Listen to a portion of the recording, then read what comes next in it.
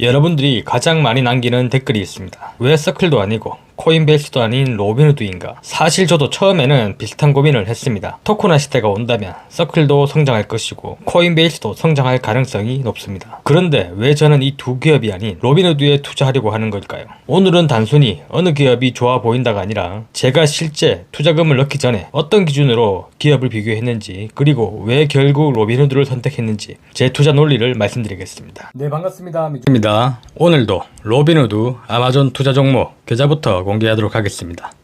먼저 첫 번째, 로빈후드 수익 현황입니다. 수익률 마이너스 6.1%, 수익금은 약 마이너스 674만원입니다. 두 번째, 아마존 수익 현황입니다. 아내 계좌, 자녀 계좌, 법인 계좌를 모두 합산한 아마존의 수익률은 29%, 수익금은 약 1,584만원입니다. 2026년 8월 4일 현 시점 모든 계좌를 합산하면 총 자산은 약 2억 9,792만원입니다.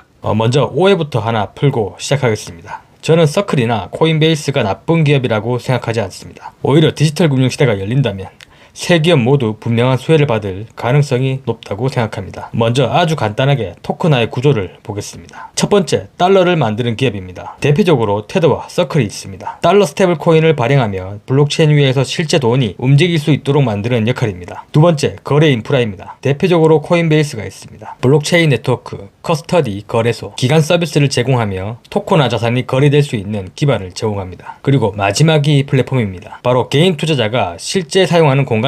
대표적으로 로빈후드죠. 주식, ETF, 옵션, 암호화폐, 향후 토큰화 자산까지 모든 금융 상품을 하나의 앱에서 거래하도록 만드는 기업입니다. 즉, 서클은 돈을 만들고 코인베이스는 길을 만들며 로빈후드는 사람들이 실제 이용하는 플랫폼이라고 볼 수 있습니다. 그래서 세 기업 모두 토큰화 시대의 수혜 기업이라는 점에서는 저 역시 전적으로 동의합니다. 하지만 투자는 여기서 끝나지 않습니다. 투자에서 가장 중요한 것은 누가 수혜를 받느냐가 아니라 누가 가장 많은 가치를 가져갈 가능성이 높은가입니다. 그리고 저는 그 답이 로빈후드라고 생각합니다. 먼저 서클입니다. 저는 서클을 좋은 기업이라고 생각합니다. USDC는 세계 2위 달러 스테이블 코인이며 미국 규제 친화성과 준비금 투명성을 바탕으로 기관들의 신뢰를 받고 있습니다. 실제로 블랙록을 비롯한 여러 금융기관과 결제기업도 USDC 생태계를 활용하고 있습니다. 하지만 제가 투자에서 더 중요하게 보는 것은 현재의 인지도보다 앞으로의 산업 구조입니다. 스테이블코인 시장에는 이미 테더라는 강력한 경쟁자가 존재합니다. 특히 개발도상국과 개인 투자자 시장에서는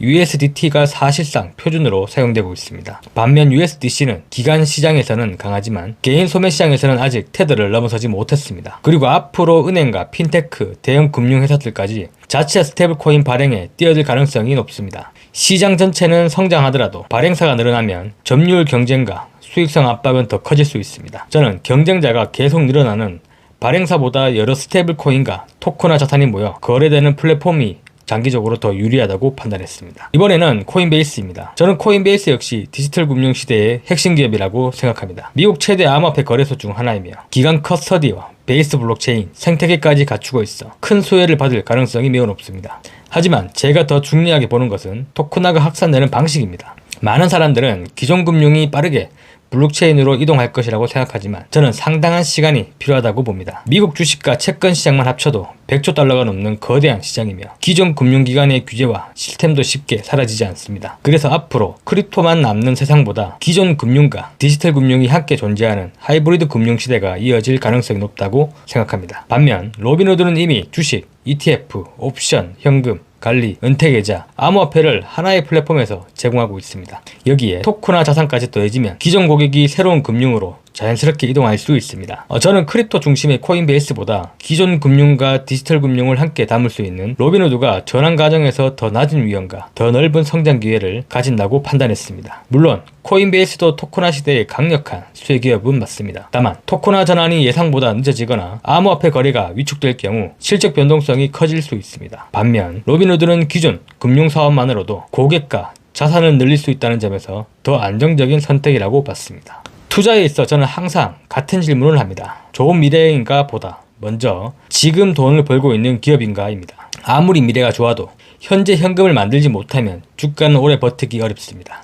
최근 시장이 이를 잘 보여주고 있습니다. 서클, 코인베이스는 좋은 기업이라는 평가를 받았지만 기대가 너무 높았던 만큼 주가는 큰 변동성을 보였습니다. 반면 로빈후드는 토큰화가 아직 본격적으로 열리지 않았는데도 기존 사업이 계속 성장하고 있습니다. 2026년 2쿼터 매출은 역대 최대 약 13억 800만 달러를 달성하였고 희석 EPS는 무려 0.62달러를 기록했습니다. 골드 회원수도 꾸준히 증가하고 있으며 주식, 옵션, 골드 구독, 신용카드, 현금관리 서비스, 그리고 암호화폐까지 사업 영역이 계속 확대되고 있습니다. 저는 이 부분이 가장 마음에 들었습니다. 만약 토크나가 예상보다 늦어진다면 어떨까요? 로빈후드는 기존 사업만으로도 계속 성장할 수 있습니다. 그리고 이러한 성장 속에서 토크나가 빠르게 확산된다면 엄청난 성장 엔진이 하나 더 붙는 구조입니다. 즉 성공하면 크게 성장하고 늦어져도 버틸 수 있는 기업. 저는 이러한 구조를 좋아합니다. 전통금융과 디지털금융의 혈투 속에서 아무나 이겨라 전략이 통하는 기업.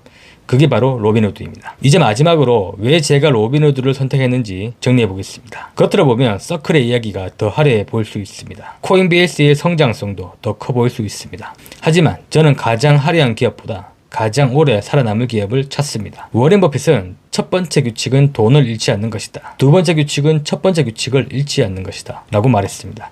저 역시 얼마나 많이 버느냐보다 얼마나 크게 잃지 않느냐를 먼저 생각합니다. 그래서 저는 세 가지를 확인합니다. 첫째, 기존 사업만으로도 성장할 수 있는가? 둘째, 새로운 산업이 열리면 추가 성장이 가능한가? 셋째, 예상보다 미래가 늦게 와도 살아남을 수 있는가? 현재 저는 이 세 가지 조건을 가장 잘 만족하는 기업이 로빈후드라고 판단했습니다. 토크나가 늦어져도 기존 금융 플랫폼으로 성장할 수 있고 때로 디지털 금융이 빠르게 확대된다면 새로운 성장 동력까지 확보할 수 있기 때문입니다. 저는 전통금융이 이길지 디지털 금융이 이길지 맞추려고 투자하지 않습니다. 둘 중 누가 이기든 결국 거래가 이루어지는 플랫폼 기업에 투자합니다. 정리해 보겠습니다. 오늘은 왜 제가 디지털 금융 시대의 수혜 기업 가운데 서클, 코인베이스가 아닌 로빈후드를 선택했는지 말씀드렸습니다. 다시 한번 말씀드리지만 세 기업 모두 좋은 기업은 분명합니다. 다만 저는 가장 살아남을 확률이 높고 가장 리스크가 낮으며 토크나가 늦어져도 기존 사업만으로 성장할 수 있는 기업을 선택했을 뿐입니다. 결국 투자에서 가장 중요한 것은 누가 가장 화려한 미래를 이야기하느냐가 아니라 누가 그 미래가 오기 전까지도 꾸준히 성장할 수 있느냐입니다. 저는 그 답을 현재 로빈후드에서 찾고 있습니다. 오늘 영상이 도움되셨다면 구독과 좋아요 부탁드리며 다음 영상에서 찾아뵙겠습니다. 감사합니다.